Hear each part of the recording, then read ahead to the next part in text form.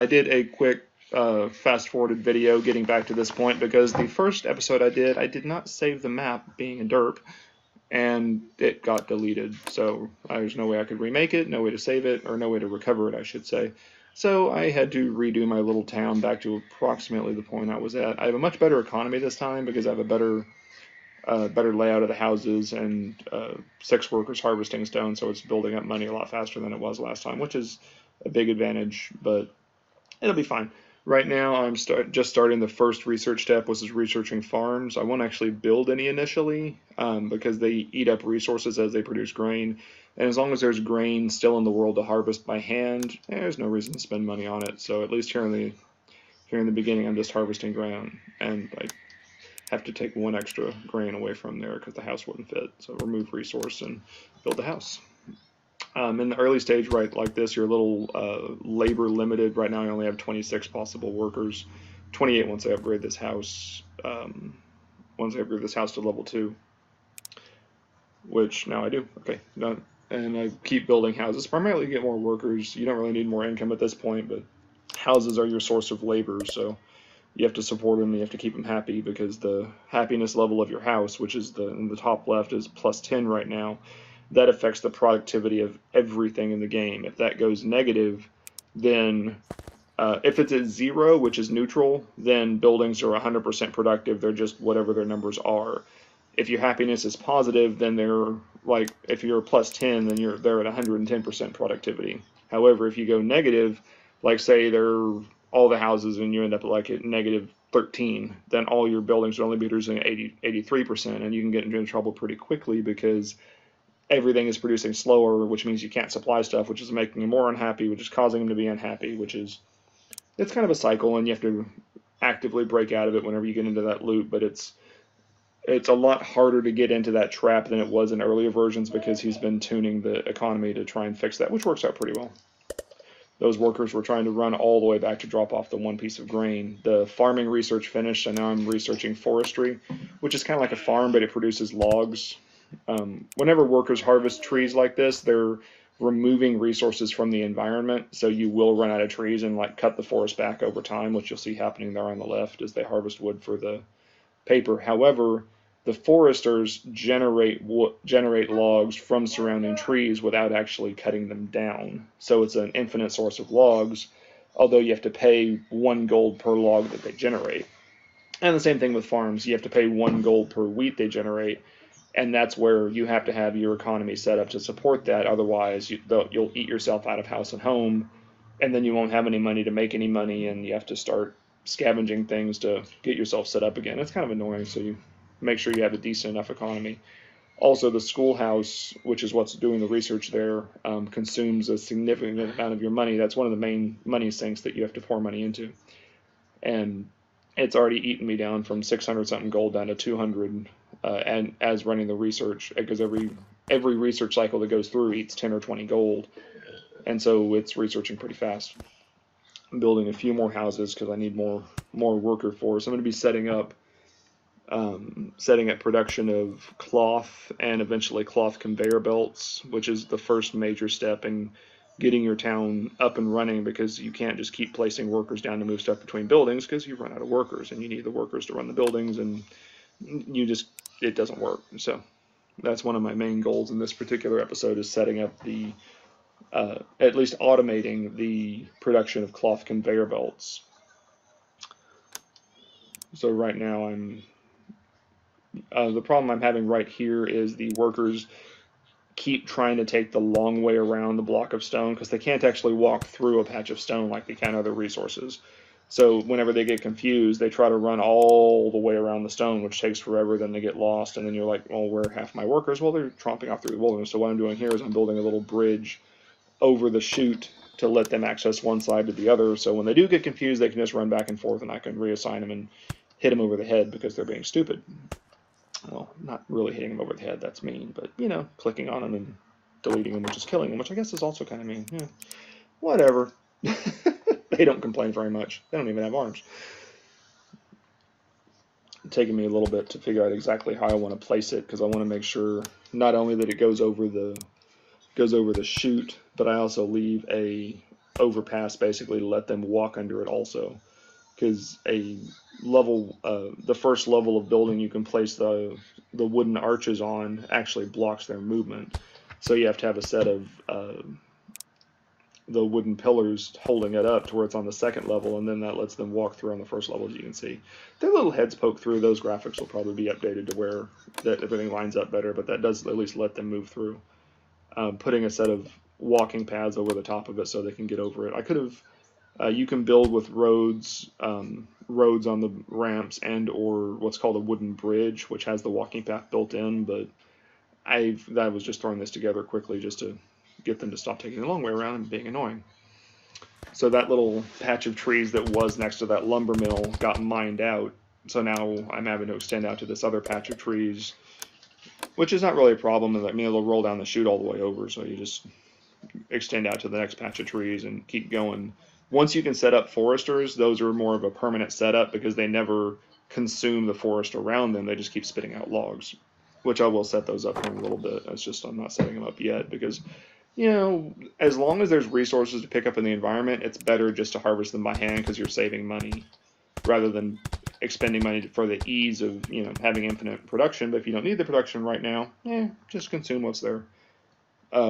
What I'm doing here, whenever the research finishes, the raw materials put into the school still sit there, and they just sit there clogging it up, and you can't use them for anything else. So I put a chute in front of it, and all the resources I put into it happen to be able to roll on a chute, and since that's the output arrow of that building, everything in the building basically dumps onto the chute, and I'm able to vacuum it up with the move command.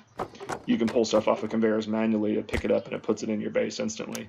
It's how you clear off chutes, but it's also useful to drain a building quickly like that. So right now I'm setting up the metallurgy, which is one of the main things you work towards initially, because once you get metallurgy, then you can forge the iron that you harvest in the world into iron bars, and those sell for a lot more than stone, and that really opens up your economy because you're making like 6 times as much money per piece you feed into the houses, because iron bars currently sell for 12, whereas stone sells for 2. But iron bars cannot roll on chutes, so you have to have conveyor belts, and you have to have a couple of other logistical things set up to get them all fed into your houses. On the plus side, the process of making conveyor belts also has you making cloth, and cloth is one of the things to upgrade the houses to level 3, which then gives you more workers and makes everything a little bit easier. So that's kind of a dual goal of getting conveyors up and running, or up and being produced, is the production of cloth, which is used for level 3 houses. Level 4 houses, you have to start producing magical items or healing herbs. I think it's healing items to get to level 4 houses, which I'm not setting up yet. That'll probably be a next episode whenever I do that. Anyway, setting up, having them harvest stone. Now, as they get done harvesting an individual square of stone and it disappears, you have to extend the footpaths over to let multiple workers access the next one, because otherwise one worker will step in there and they'll basically be tripping each over because they can't all occupy the same space. One piece of stone got confused and it tried to roll to the left on that chute, and it's just sitting there blocking that top set of workers from putting anything on there. I have to vacuum that off of there here real quick. Whenever I realize it's there. Yep, so right now I'm researching basic logic, which is the research requirement to open up being able to produce conveyor belts. The grabbers and item movers to pull stuff off of belts in an automated fashion, that's actually intermediate logic, which is a further research beyond that. So right now I'm figuring out where I want to place my grain mill in order to place my pasture, because the grain mill is what produces the animal feed to feed the pasture, and the pasture is what makes the wool, which turns into cloth. So it's a multi-step production process. But the way the requirements are, you have to have the grain mill placed to build the pasture, and you have to have the pasture placed to teach the grain mill to make animal feed. So it's kind of a chicken and the egg kind of thing. So you got to put one, place the other, set one, set the other, and you get used to setting it up. And those requirements may change as things get tuned in the future. That's just the way it is in this particular build. There we go. There, I cleared that piece of stone off the conveyor so the top workers can start throwing rocks on there too. If I was really concerned with doing this long term, I would make more than one chute, multiple levels going into the houses so I could get more throughput, but feeding stone in there anyway is just temporary, so I'm not worried about that right now. The pasture does require water, so you have to place it next to a river or terraform water over to it somehow. I'm a OCD kind of person when I set up my bases, so I keep deleting and moving things to line everything up and make it all nice looking, because I don't like stuff being offset, because that functions just perfectly well, it just looks worse. So I place my pasture over, and then I dig the water over one square to get water to it, and you can see water filling up in the inventory. Now, pastures themselves actually produce fertilizer, which animals have to poop, which is nice. Eventually, you will use that fertilizer to expand your farms, because the farm itself only makes so much. But if you fertilize the land around it, that's how you speed up a farm's production. And you can fertilize a rather large patch around it. You'll see whenever I build a farm, eventually next episode, the highlighted area is quite large, and you can get a lot, up to around 5.5 times the normal production rate if you fertilize all the land around it. And there's some tricks and builds you can do with farms to get far, far above that, but it uses some quirks of the way the game is and some exploits of how you can put stuff together, which takes it far beyond what I think the developer's intending, so those will probably be patched out as the game moves forward, so I won't go into some of the really extreme super farms people have built, which can like have upwards of 2,000% productivity rather than just 500% for the normal fertilized ground version. I'm fine with 500%. There's no reason you need the 2,000% farm unless you're trying to supply your whole city with just a single farm, which I guess you could if you want to save space, but it's a real complicated build to put those together on multiple levels, and it's physically it makes no sense. It's just exploiting the way the game is built right now. But I won't get into how to build that. Almost done with basic logic. As soon as that's done, you can see the trees being mined out, or I guess chopped down, there on the left as they collect them to make paper, and eventually that patch will go away completely, and I'll probably put a forester in one of the patches and just pipe the logs over there long distance, which is fine. You just have to pick a useful patch of trees and pipe the logs over. Right now I'm continuing to set up the conveyor belt chain of buildings. I have to flatten the terrain a little bit to be able to fit the buildings in there, because every building in general takes up a 3x3 square. So the grain mill on the right over here, produces animal feed, which goes to the pasture. The pasture produces wool, which goes to a workshop. The workshop produces cloth, which is one of the 3 inputs to the conveyor belt recipe. The other 2 are wooden wheels and stone that's been put through a stonemason cut into blocks, which I'm about to put the stonemason down as the 3rd input item. So one of those workshops is going to be producing cloth, one's going to be producing wheels, and then the stonemason is going to produce the 3rd item. Then I'll have another, right now I'm building the wooden arches to take over and get that little patch of stone on the right, just because it happens to be there. Might as well use it, because it's convenient, and I don't have to bring it over from a further distance away. You just have to make sure that all of the squares you're going to be building that interact with water, be it on the shoreline or further in the river, you've built a wooden bridge basically that you can build your things on. In theory, you can build buildings, like full entire buildings on top of the bridges also, but there's really no reason to unless you're really packed for space and you really want to do that, which I didn't here, so I just built a chute to drag the stone over the water itself. Once you get conveyor belts, those can actually run items under the water and you don't have to build bridges. I don't have that yet, and chutes, while it can work with it dropping the item down and using momentum to slide it up the other side, it's a finicky system, because if any item ever stops and starts rolling backwards, the whole system stops up and you have to completely go in there and clear it out manually, and it's a pain in the butt. So anyway, right now I'm leveling up the stone into actual terrain, because workers cannot harvest stone if it's partially underwater. They think it's completely underwater, they can't touch it, even though they could reach out and grab it if they really tried. They're lazy, they're workers. Drop a few workers in over here to, I'm out of labor again, I have to go build more houses. Either that or delete a few people out of the world, we'll see. Because that's the problem whenever you're building a multi-building expansion like this, is each individual building takes up a worker, and then right now I have to have workers between the buildings to move the items around, so it's a big chunk of labor I have to account for. I'm not going to use that earth stone until later, and whenever I do, I'm not going to need that big a patch of it, so I just cut a slot right through it to put the chute in, just for convenience. I'm going to drop a worker over there by that patch of grain to throw grain in to make animal feed out of. Next episode, I'll set all this up with farms where I'm not relying on the grain that's in the world, because the grain gets harvested incredibly quickly and basically evaporates as soon as you do anything with it. And you have to set up farms, but for now it's okay. So I got a little bit of stone coming in, a little bit of grain coming in. It's going to produce the the 3 items. I got to get planks into the wooden wheel workshop to get it producing. Then once I have those 3 recipe items being made, then I'll drop the workshop down and actually start producing the conveyor belts themselves. And once I have just 1 or 2 conveyor belts, I can use those to replace the workers in the conveyor belt system, and it's going to free up a bunch of the labor I'm having to set up temporarily to get this working right now. I just ran out of those trees to make paper out of, so pick those workers up because I need them over here. Yeah, there's the actual workshop, which is going to make the conveyor belts themselves. It's not unlocked because I have to wait for the research to finish, which is like one or two research cycles from actually being complete. So almost ready. There's a little bit jumping on that, but it's fine. Ripping up all the chutes. I don't need him there anymore, so just kill him. I'll put something in that slot later.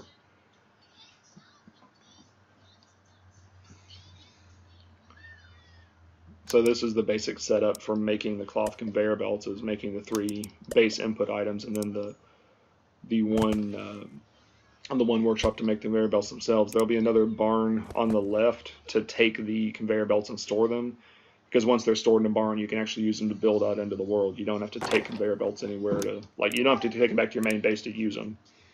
You just have to have them stored in a barn, and then you can build with them and use them out in the world. So you can really build the setup anywhere on the map. It's kind of self-contained. You don't want it too far from your base, because the workshop which makes cloth, you're going to want to split that off and bring that cloth over to your market so you can upgrade your houses to level 3 and get access to a lot more labor. But once again, that's next episode. This one I'm just worried about setting up the conveyor belts themselves so I can start automating some of the movement of items.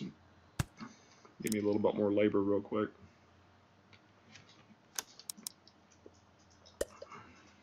Placing basically workers as inserters, moving stuff between buildings directly.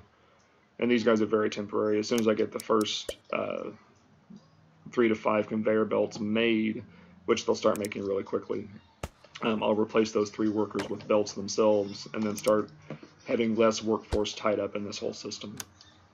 One useful thing about the animal feed, even though it is a produced item, it can roll on chutes, so you can save a worker by using a chute between your grain mill and your pasture. Now the pasture will sit there and produce wool and fertilizer pretty much indefinitely, and if you just pull the wool out of it, you don't have to worry about, well, what am I going to do with all the fertilizer? It'll just sit there until you use it or not. It'll build up 10 items of it and then just sit there, so you don't have to deal with the fertilizer if you don't want to. But you really want to throw it into a barn and store it, because a barn will hold up to 200. But in doing that, that'll give you the fertilizer you need to expand your farms when you need to, because fertilizer kind of builds up slowly until you get several pastures running.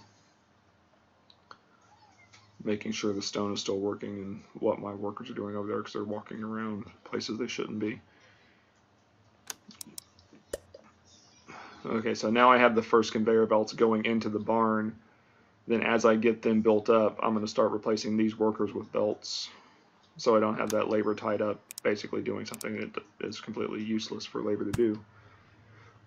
The one workshop in the center, you have to pay attention to the output arrows of buildings, because until you get the logic blocks which can pull items basically on request, you have to come out of the green output arrow.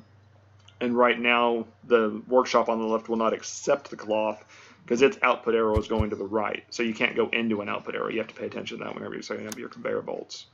But now that all 3 items are being fed into the cloth workshop by belts, it's going to start making belts more quickly. And then I have a belt I had the same green arrow problem with that barn. I had to flip it around. I can start putting belts into the barn on the left, and that is pretty much the automated setup for making cloth belts. That'll build up to 200, then the barn will get full, and then the system will stop because it's full. And you'll always have a store of 200 belts to work with. You never have to worry about them. Now the problem with the pasture is you cannot just arbitrarily use that as a belt and run it into the workshop, because a belt on the output arrow will pull everything in the building.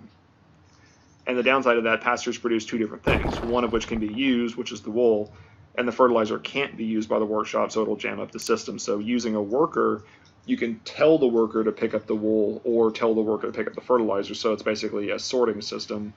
until you get intermediate logic unlocked, and you can actually use the grabbers to tell it which items you want the belts to pull. I don't have that unlocked yet, so I have to use workers there still. Belting in the wood from the paper mill into the school, so I don't have to have workers there either.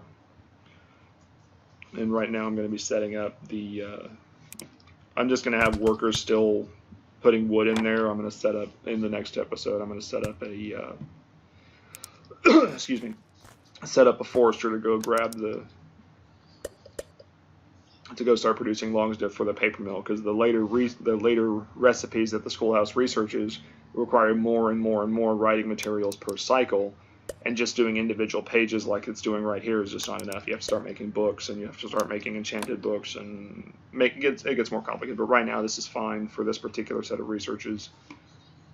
I don't think I'll get into enchanted books until quite a bit later, but books will probably be either next episode or the one after that. I haven't decided yet. So that was pretty much the goal I wanted to accomplish, was getting the belts up and running. So that is, for the most part, what I was wanting to do. I'll let the video finish out with what I'm doing around town, and that's pretty much where I wanted to be. Okay, guys, have fun.